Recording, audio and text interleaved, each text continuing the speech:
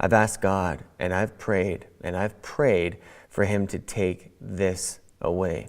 And I've often struggled with why God would allow this. Why does He allow suffering? Why does He allow me to go through this? And even though I've prayed, and I've had people come and pray for healing, people that have gifts of healing, I've done everything, and it's not going away.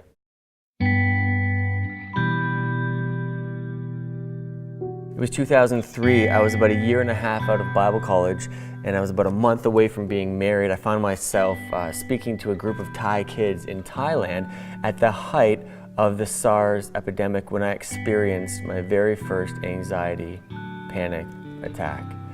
And it changed my life. For the past 10, 15 years, this has been a part of my daily struggle.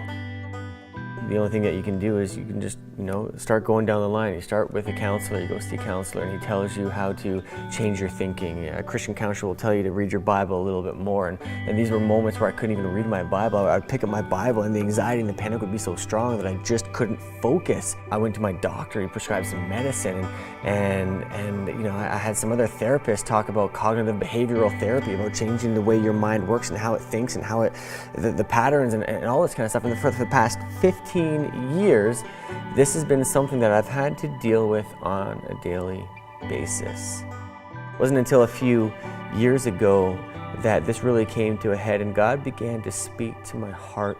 He began to reveal Himself through His Word to me. And one of the greatest verses that really helped me through this time was found in Psalms 51. Psalm 51:10 says, "Create in me a clean heart, O God, and renew a steadfast spirit within me." And then God challenged me and said, what if you changed your prayer? Josh, what if you started praying that I would change your heart instead of your circumstance? So now, instead of me saying, God, take this away, I want to pray that. Trust me, I want that gone. But God's teaching me to say, don't look for the easy way out of your circumstance or your situation. Ask me how to cope with it. Because God might never change my situation or my circumstance, but if He changes my heart, I can go through anything. So my hope and my prayer today is that my story, my testimony, it'll encourage you.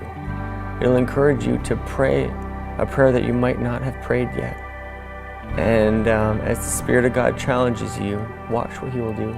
Watch how He will use that prayer, and watch what He will do in your heart as He creates within you a pure and clean heart, and He renews your steadfast spirit. Amen.